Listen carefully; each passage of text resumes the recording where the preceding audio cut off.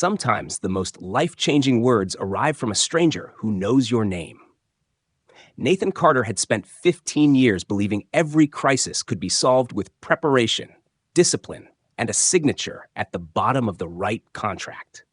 At 39, the CEO of Carter Dynamics sat beneath the polished lights of a glass-walled boardroom overlooking downtown Chicago, where the skyline shimmered beneath a cold November afternoon.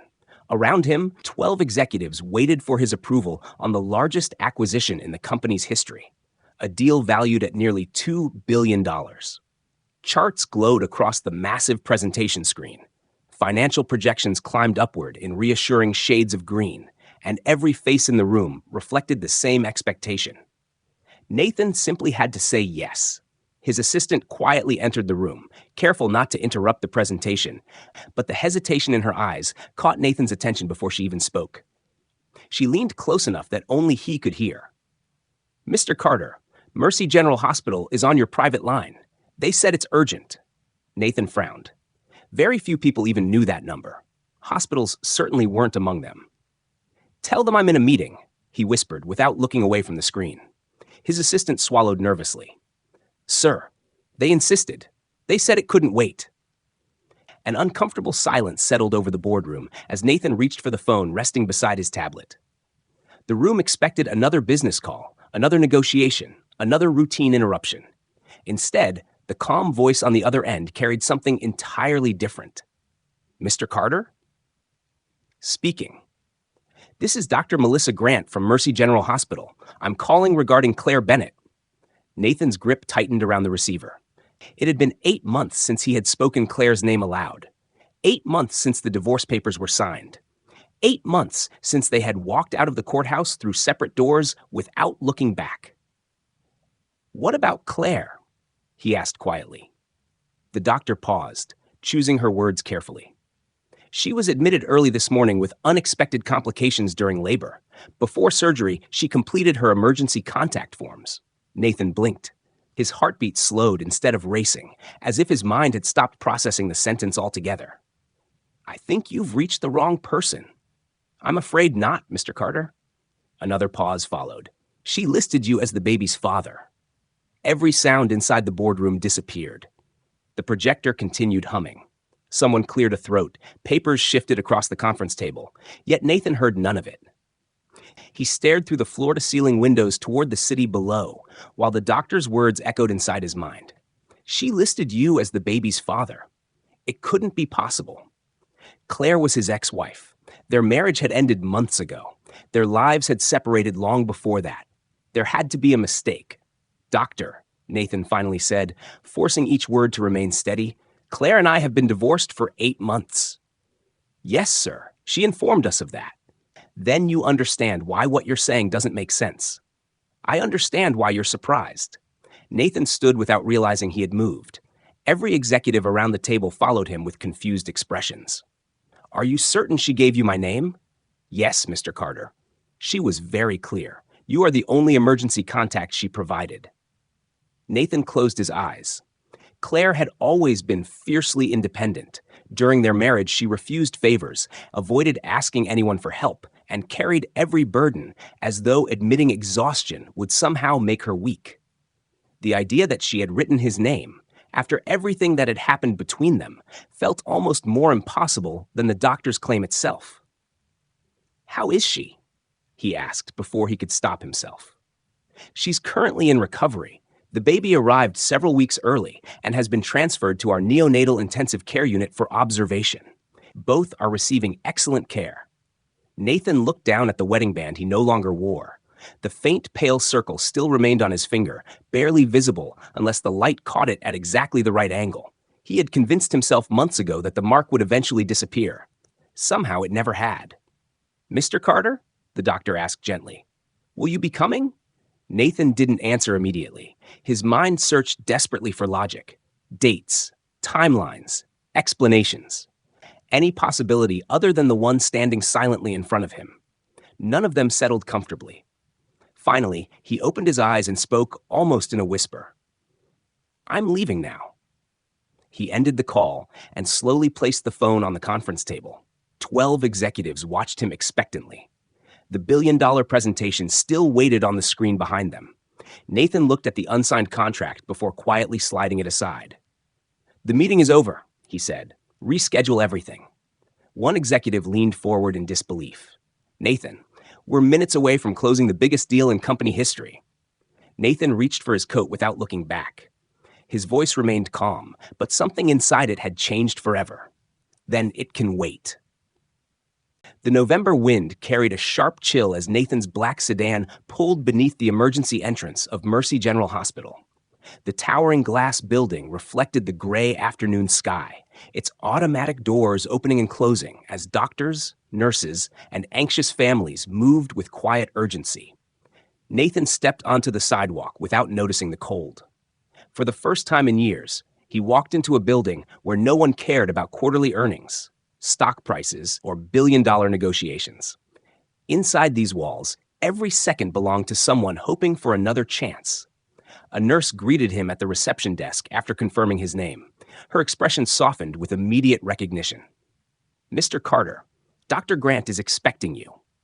Nathan followed her through brightly lit hallways that smelled faintly of antiseptic and fresh coffee.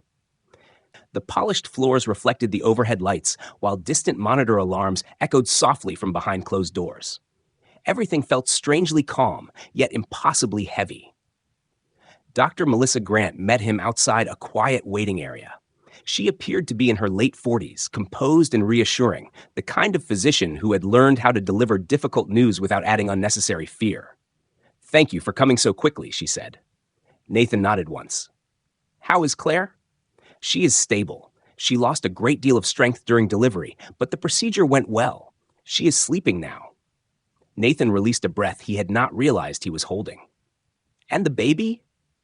The doctor's smile became cautious. "Your child arrived almost 6 weeks early. Right now the baby is in our neonatal intensive care unit. The medical team is optimistic, but premature infants need time and careful monitoring." Nathan immediately looked up. "Doctor, I need to be honest. I do not know if I am the father." She studied him for a long moment before answering. "I understand. Claire never asked us to prove anything today. She only insisted that if something happened to her, we had to call you." Those words settled deeper than he expected. Claire had always planned for everyone else before herself. Even after their marriage unraveled beneath endless business trips, late-night board meetings, and conversations left unfinished, she still thought about responsibility first. Dr. Grant gently motioned toward a nearby chair. "There is something you should know." Nathan remained standing. "Claire arrived alone." His eyes narrowed slightly. "Alone? No family, no friends. She drove herself here early this morning because she believed she still had time before labor progressed." Nathan struggled to picture it. Claire had always hated asking for help. She would carry every grocery bag in one trip rather than admit something was too heavy. The thought of her walking through these hospital doors by herself tightened something deep inside his chest. "She never mentioned anyone else?" he asked quietly.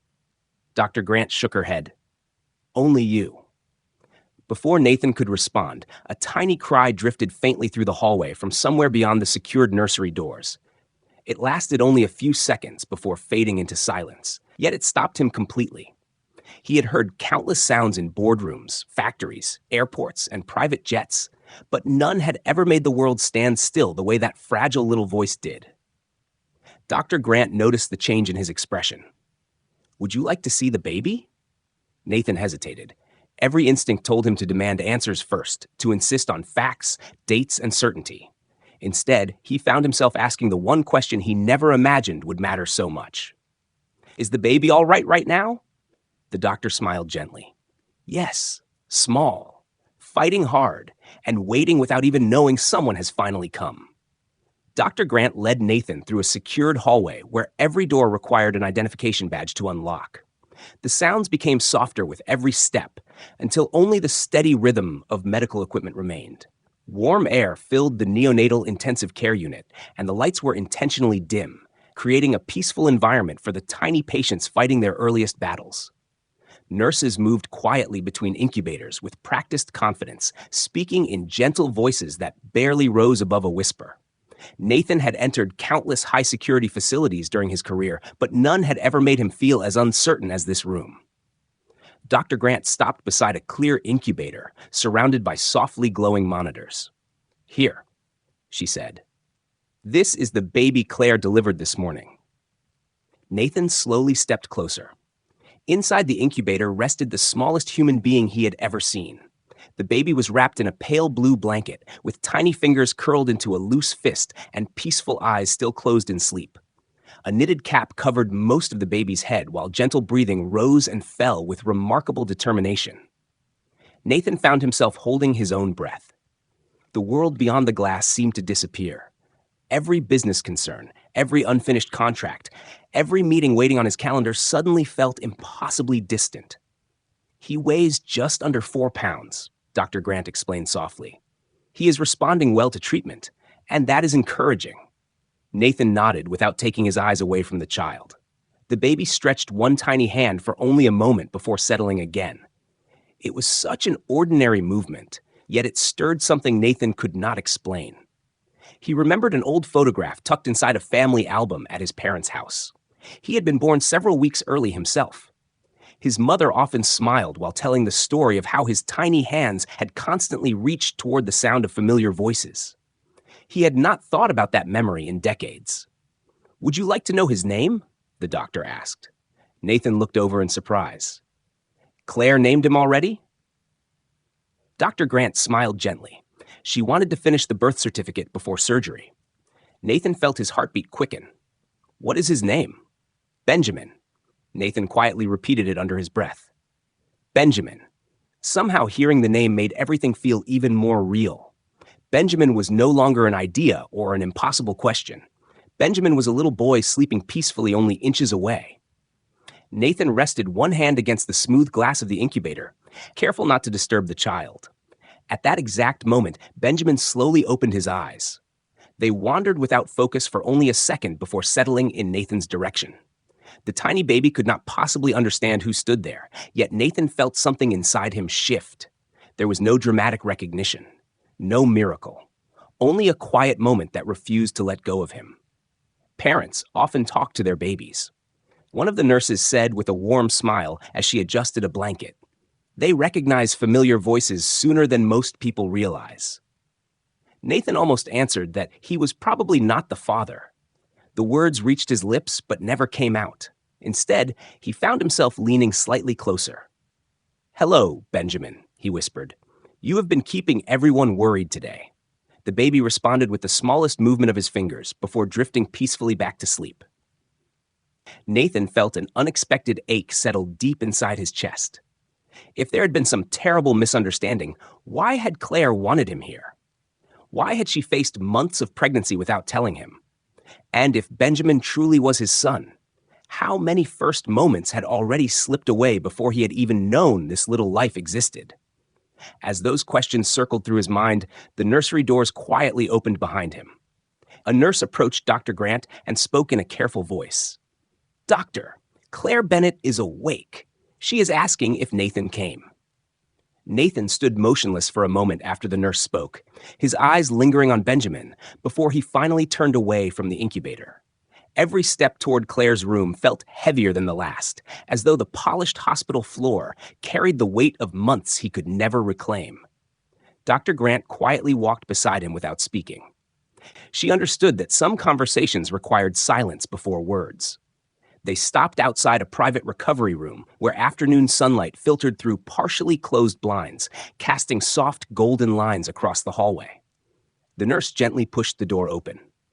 Claire Bennett rested against a raised hospital bed, her face noticeably pale but peaceful.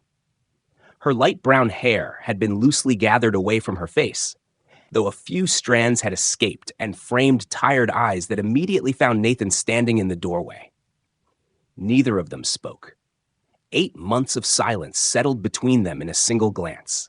Nathan barely recognized the woman before him, not because she had changed, but because he suddenly realized how long it had been since he had truly looked at her. During the final year of their marriage, most conversations had happened through hurried text messages, postponed dinners, and apologies squeezed between flights to New York, San Francisco, and Seattle. Somewhere along the way, they had stopped seeing each other and started living beside empty schedules instead. Claire offered the smallest smile. It carried no bitterness, only quiet exhaustion. "You came," she whispered. Nathan stepped closer until he reached the chair beside her bed. "The hospital said you asked for me." Claire slowly nodded. "I knew you would answer if they called." Nathan searched her face for anger, accusation, or resentment, but found none. That unsettled him more than any argument ever had. "Claire," he began carefully, "I have seen the baby." Her eyes softened instantly. "Benjamin," Nathan nodded. "He is beautiful." A tear gathered in the corner of Claire's eye before she gently brushed it away. "Thank you for going to see him first." Nathan hesitated before asking the question that had followed him from the boardroom to the nursery. "Why did you never tell me?" Claire closed her eyes for a long moment. When she finally spoke, her voice remained calm. "Because by the time I knew, we were already signing papers instead of making plans." Her words pulled Nathan backward into a memory he had tried to bury. He saw the final winter evening before their divorce hearing. Snow had fallen quietly outside their suburban home, while unopened moving boxes sat against the living room wall. For the first time in months, neither of them had argued. They had shared takeout from their favorite neighborhood restaurant, laughed at an old family movie playing on television, and talked about happier years when success had still felt exciting instead of lonely. Before the night ended, they had held each other without discussing lawyers, deadlines, or impossible expectations. Neither believed it would change the decision they had already made. It was simply two weary people remembering who they used to be. Weeks later, Nathan buried himself in another international expansion while Claire quietly packed the last of her belongings and disappeared into a small apartment across town. He had assumed that chapter of their lives had ended forever. Claire slowly looked back at him. "I found out I was pregnant less than 2 weeks after the divorce became final." Nathan felt the air leave his lungs. The memory he had dismissed as a quiet goodbye suddenly returned with a meaning he had never imagined. Before he could speak, Claire gently reached toward the bedside table and picked up a worn white envelope. She held it in trembling fingers before offering it to him. "I tried to tell you," she said softly. "But something happened before this letter ever reached you." Claire watched Nathan turn the weathered envelope over in his hands before he carefully examined the front.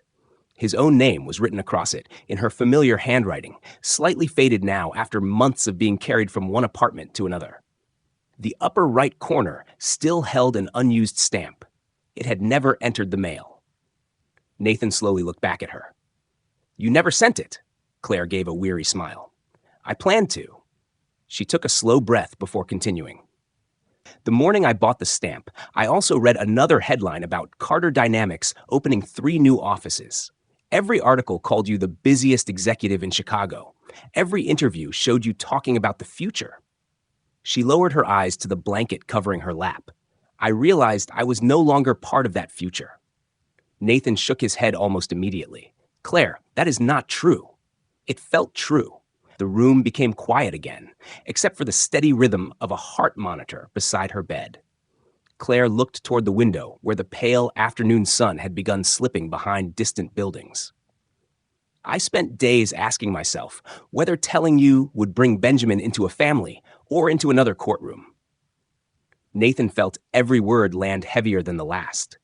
During the final months of their marriage, lawyers had discussed schedules more often than they had discussed dreams. Even simple conversations had turned into negotiations about calendars, business travel, and postponed vacations. Claire had not been afraid of raising a child. She had been afraid of raising one in the middle of constant conflict. "I kept waiting for the right moment," she said softly. Then the weeks became months.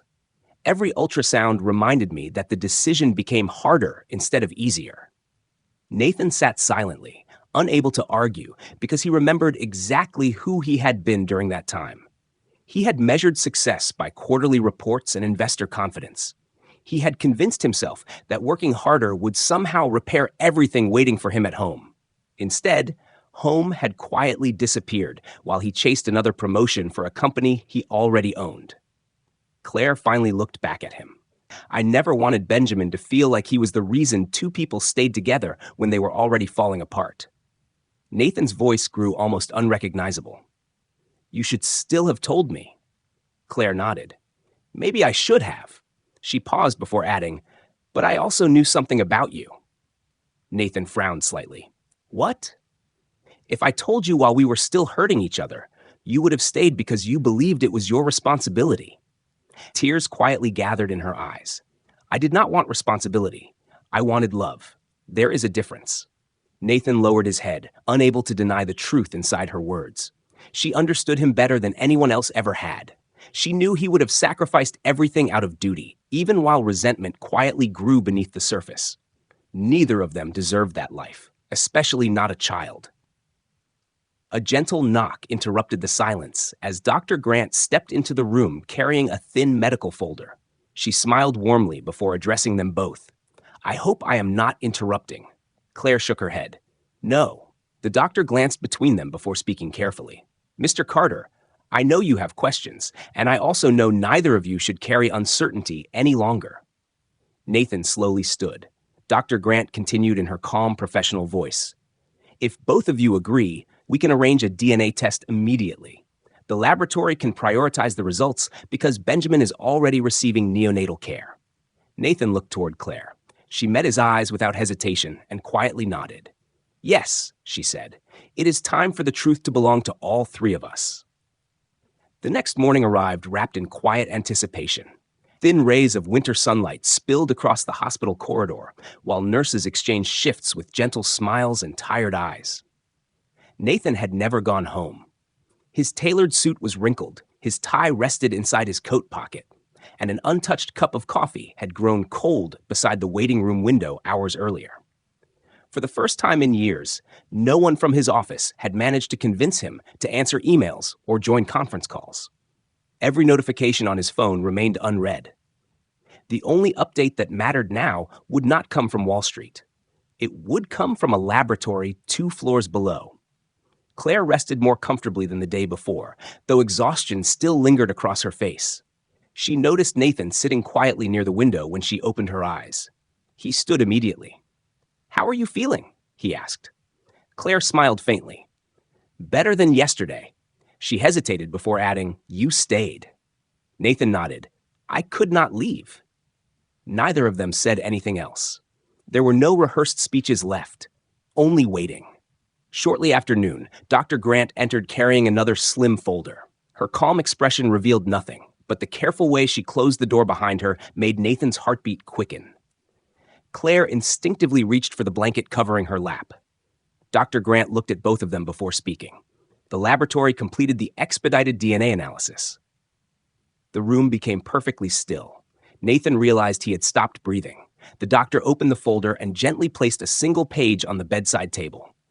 The probability of paternity is greater than 99.9%. Nathan stared at the words without fully understanding them at first. Then the meaning settled into every corner of his heart all at once. Benjamin was his son. Not possibly, not maybe. His son. He slowly lowered himself into the chair beside Claire's bed, pressing one trembling hand against his forehead. Every business victory he had ever celebrated suddenly felt insignificant beside the overwhelming truth contained in one sheet of paper. He had a son whose first heartbeat, first ultrasound, first tiny kick, and first cry had all happened without him. Claire watched tears quietly gather in Nathan's eyes. She had never seen him cry. Not when his father passed away. Not when his company nearly collapsed during its first year. Not even on the day their marriage ended. Yet now he sat silently, unable to hide the grief of moments that could never be lived again. I am sorry, he whispered. Claire looked at him with gentle surprise. For what? Nathan struggled to answer. For not being there. For every appointment. Every sleepless night. Every moment you carried this alone without me knowing. Claire slowly shook her head. You cannot apologize for something you never knew. Nathan looked up. Maybe not, but I can apologize for becoming someone who made you believe you had to carry it alone. Claire's eyes filled with tears, but she said nothing. Dr. Grant quietly closed the folder before speaking again. There is something else you should know. Both of them turned toward her. Several members of our nursing staff noticed that Claire delayed important prenatal appointments because she was working multiple jobs. She never complained, But she often arrived exhausted. Every bill that insurance did not cover, she paid herself. Nathan stared at Claire in disbelief. Multiple jobs? Claire offered a small, embarrassed smile. Freelance bookkeeping during the evenings. Weekend bookkeeping for a neighborhood church. I also worked remotely for a small accounting firm until last week. Nathan could barely process what he was hearing. While he had been signing multi-million-dollar contracts beneath sparkling office lights, Claire had quietly worked through long nights to prepare for Benjamin's arrival without asking anyone for help. The silence between them no longer felt empty. It felt sacred. Nathan slowly reached across the small space separating their chairs and gently took Claire's hand. This time, she did not pull away. Writing. 3 days passed, and Nathan's world quietly rearranged itself inside the walls of Mercy General Hospital. Every morning before sunrise, he arrived carrying nothing more than a simple cup of coffee for himself and fresh flowers for Claire, always choosing modest bouquets because he remembered she had never liked extravagant gifts. Every evening, he left long after visiting hours ended, only when the nurses gently reminded him that Benjamin needed uninterrupted rest. His executive assistant called constantly during the first day, then less often during the second, until finally she sent a brief message that simply read, "We will handle the company. Stay where you are." Nathan never replied. For the first time since founding Carter Dynamics, he trusted someone else to carry the weight he had insisted on carrying alone for years. Most of his time was spent inside the neonatal intensive care unit, standing beside Benjamin's incubator. At first, he felt completely out of place. The machines intimidated him. Every soft alarm made him glance nervously toward the nurses, and every tiny movement from Benjamin filled him with questions. One afternoon, a veteran neonatal nurse named Linda smiled warmly as she noticed Nathan watching every detail with anxious concentration. "Would you like to help today?" she asked. Nathan looked surprised. "Can I?" "Of course," she answered. "Being present is one of the best things a father can do." She patiently showed him how to sanitize his hands, how to gently rest a finger inside Benjamin's tiny palm without overstimulating him, and how to speak in a calm, steady voice. Nathan followed every instruction as though he were learning the most important lesson of his life. Benjamin's tiny fingers slowly wrapped around the tip of Nathan's index finger. The grip was almost weightless, yet Nathan felt as though someone had firmly taken hold of his heart. He smiled without realizing it. "Hello again, little man," he whispered. "I missed another morning with you, but I am here now." Linda quietly stepped back, giving them space. She had witnessed countless first-time parents discovering love inside this room. But something about watching a man who had spent his life leading corporations learn to treasure a finger no larger than a paperclip reminded her why she had remained a nurse for nearly 30 years. Later that afternoon, Nathan sat beside Claire while she slowly ate her lunch. She watched him carefully before asking, "Did the board replace you yet?" Nathan laughed softly, the sound unfamiliar even to himself. "Apparently not." "You worked your entire life to build that company." "I know." Claire raised an eyebrow. "Are you worried?" Nathan looked through the hospital window toward the city skyline shimmering in the distance. For years, those skyscrapers had represented ambition. Today, they simply looked far away. "I used to think the company needed me every minute," he admitted. "Now I realize my son needed me long before the company ever did." Claire lowered her eyes, quietly absorbing his words. They were not promises. They were not dramatic declarations meant to erase the past. They were something much rarer. They were evidence of change. That evening, Linda returned carrying a tiny children's book with colorful illustrations. "Parents usually start reading early," she explained. "Babies recognize familiar voices even before they understand words." Nathan accepted the book with hesitant hands. He opened to the first page, pulled his chair beside Benjamin's incubator, and began reading slowly, his voice calm and gentle. Around him, the monitors continued their steady rhythm. Nurses moved quietly from one patient to another, and the hospital carried on as always. Yet inside one small corner of the nursery, a man who had mastered the language of profits, negotiations, and success was finally learning the far more important language of fatherhood. 2 weeks slipped by with the quiet rhythm that only a hospital could measure. Every morning, Benjamin grew a little stronger. Every afternoon, another monitor was removed. Another encouraging update appeared in his chart. Another hopeful smile crossed the faces of the nurses, who had come to adore the tiny boy with an unexpected talent for gripping his father's finger whenever Nathan came close. Claire was finally well enough to walk the hospital corridors on her own. She often paused outside the nursery window, watching Nathan read another picture book, or softly hum the same melody he had somehow invented during those long evenings beside the incubator. She never interrupted. She simply observed from a distance, trying to understand whether this transformation was real or merely the result of overwhelming emotions. One afternoon, Nathan noticed her standing there. Instead of waving her over or trying to explain himself, he quietly finished the story, tucked the little book beneath his arm, and walked out to meet her in the hallway. Benjamin fell asleep halfway through the story again, he said with a gentle smile. Claire laughed softly. Maybe your voice is becoming his favorite lullaby. Nathan smiled back, but he quickly grew serious. Claire, I know I cannot ask you to trust me because of what I say. She folded her arms loosely. Then do not ask. Nathan nodded. I will not. That answer surprised her. Months ago, he would have defended himself, explained every business trip, every missed anniversary, every late night at the office. Now, he simply accepted that trust had to return on its own. The following morning, Claire was discharged from the hospital, though Benjamin still needed several more days of observation before he could safely leave the neonatal unit. Nathan insisted on driving her home. Claire expected him to arrive in one of his luxury sedans with a driver waiting outside. Instead, he pulled into the hospital entrance in the same modest SUV he had quietly purchased years earlier for winter weather, wearing jeans, a simple navy sweater, and no expensive watch. During the drive, they spoke mostly about Benjamin's feeding schedule, future pediatric appointments, and the supplies they would need once he came home. Nathan never mentioned their marriage. He never asked whether they might try again. When they reached Claire's small apartment building, he carried her overnight bag upstairs without commenting on the worn staircase, the tiny kitchen, or the modest furniture. He noticed unopened bills stacked neatly beside an aging laptop and a bookshelf filled with accounting manuals mixed between children's storybooks that Benjamin was months away from understanding. Before leaving, Nathan quietly placed a folder on the kitchen table. Claire looked at it cautiously. What is this? Not money, Nathan answered immediately. Not gifts. She slowly opened the folder and found copies of legal paperwork.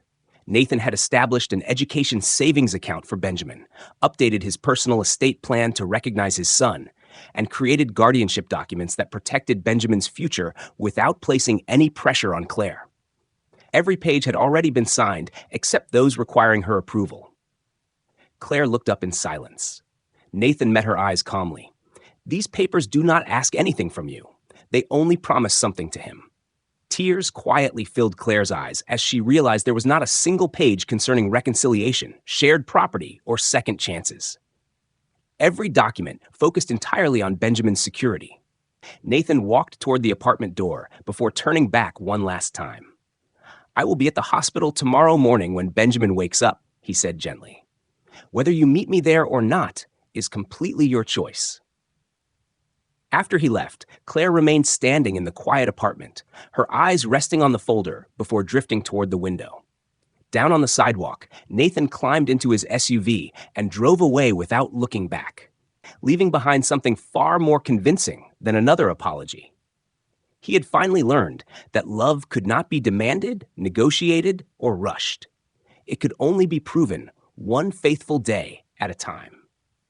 5 days later, the first warm sunlight of early December spilled across the windows of Mercy General Hospital as nurses prepared Benjamin for the journey home. The tiny monitors that had surrounded him for weeks were finally gone, replaced by a soft blue blanket wrapped carefully around his small body. Nathan stood quietly beside Claire while a nurse reviewed the last discharge instructions. This time, he did not interrupt with unnecessary questions or try to take control of the conversation. He simply listened, occasionally writing notes in a small notebook that had replaced the expensive leather planner he once carried everywhere. Claire noticed the change without saying a word. When the nurse gently placed Benjamin into Claire's arms for the last time inside the hospital, the little boy stretched, blinked toward the bright morning light, and then peacefully drifted back to sleep. Dr. Grant walked over with a warm smile. "He is stronger than all of us expected," she said. "Take good care of each other." Nathan and Claire thanked every nurse who had cared for Benjamin. Linda hugged Claire gently before smiling at Nathan. "Do not stop reading those bedtime stories." Nathan laughed softly.